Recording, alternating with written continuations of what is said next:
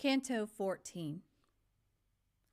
Cal had seen woods connected to sands before. The trees in those areas were always the ones that thrived with sea air because the sand was always beach sand. They had to stand up to hurricanes and massive amounts of water. Forests just don't sit next to deserts, which is what he found himself looking at upon reaching the edge of the forest. It looked like a desert as dry and barren as the Sahara, but filled with people.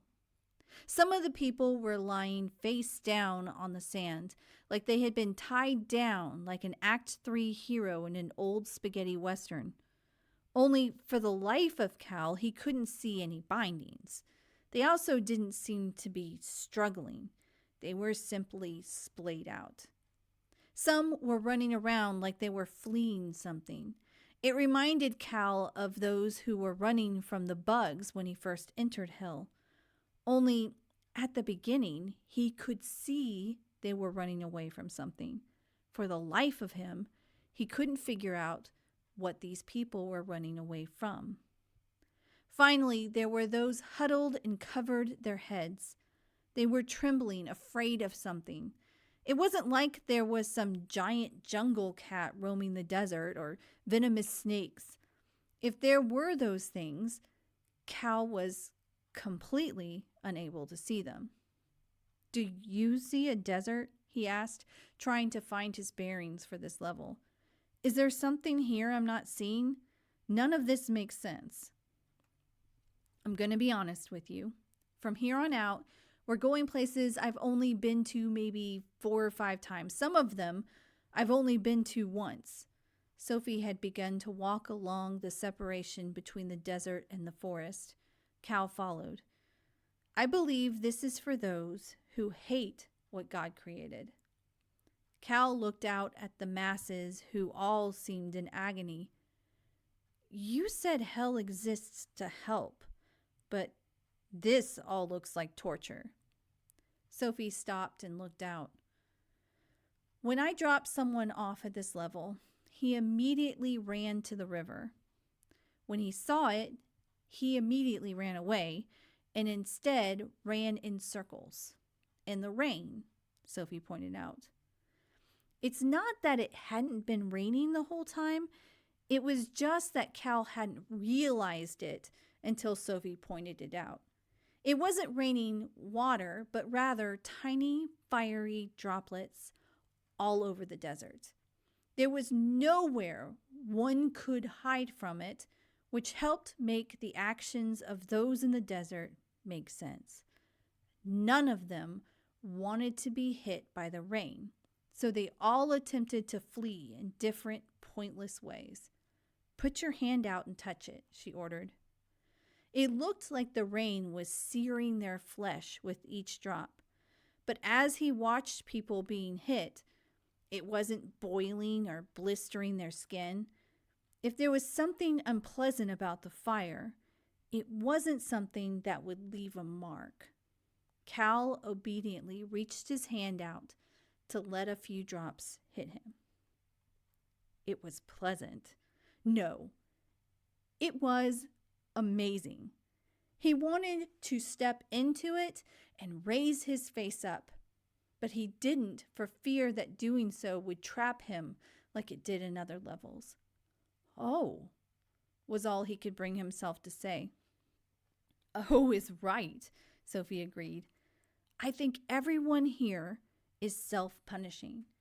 God is incredibly present here, and they can't stand that kind of connection." She motioned her head forward. "You'll see what I mean when we get to the river." The river she was referencing was more like a strong forest brook than a river.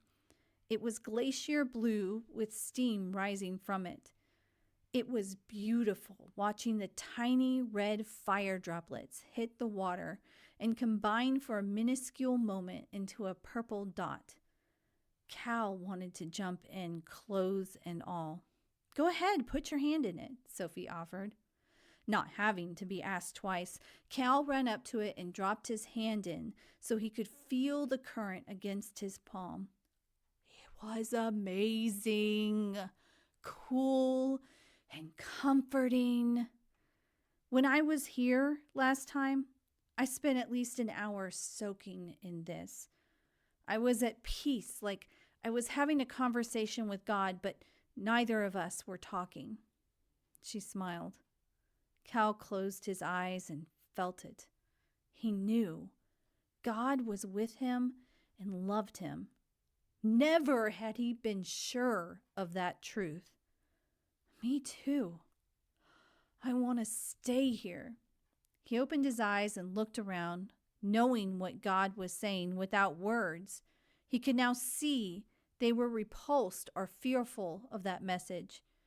Instead of jumping into God's love, like Cal wanted to do, they were attempting to avoid it.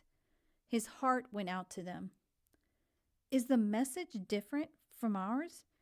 Maybe what God is telling them is abhorrent? Sophie considered this.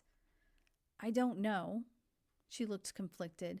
Like, what if you believed with all your heart that someone was evil? You see evil and you see hatred. Then you even find others who agree with you too. You know, like not stopping 2 kids from raping and murdering you. She didn't say any of this with hatred or malice, just as a point of fact from her own perspective. That point of fact hung uncomfortably between them in silence. Cal could tell the way she was talking about this level wasn't like belief or conjecture. She knew. You were one of these people once. Sophie sadly chuckled. Yeah, I was. This wasn't my longest stay, she added as an aside before continuing. Turns out, I'm a good listener. When I came here, I wanted to hate God so much. I wanted her to know that allowing those horrible things to happen to me when she could have stopped it meant that she was as guilty as they were. Sophie took a deep sigh. Turns out she's a good listener too. She never told me I was wrong. She never punished me for calling her a killer. She mourned with me. Do you still think God is guilty? Cal more wondered than asked. Sophie considered her question. Guilt is a loaded word. I don't know if I would use that one. I think God feels responsible. The way her creations act and react with one another is her responsibility. If her creation is going to break itself, she's going to give it a means to fix what has been broken. She nodded at her own answer. Then God actually came to me here in this form of Jesus and told me he was not done with me yet. Cal had politely listened as Sophie called God she, except when talking about Jesus. It was organic. He wanted to ask her about it and why she did it, but he was afraid. Even with his limited church experience, he had never heard anyone call God anything but him. Even his dad, who didn't believe anything, still used him when talking about God. Sophie, who had been staring at the water entranced, shook her head like she had been in a daydream. Anyway, that's another story. If we follow the river, it will guide us to the other side. We can't leave the river because then we're likely to get stuck in the desert. Not the worst place to get stuck, but not a place to get stuck right now. Agreed? Agreed, he confirmed. What Cal wanted to do was run into the fire and let it lick his face, fall into the river and ride it as long as he could. Deep down, he knew he wasn't supposed to. Someday? Maybe. Not today. Sullenly, he let Sophie lead the way.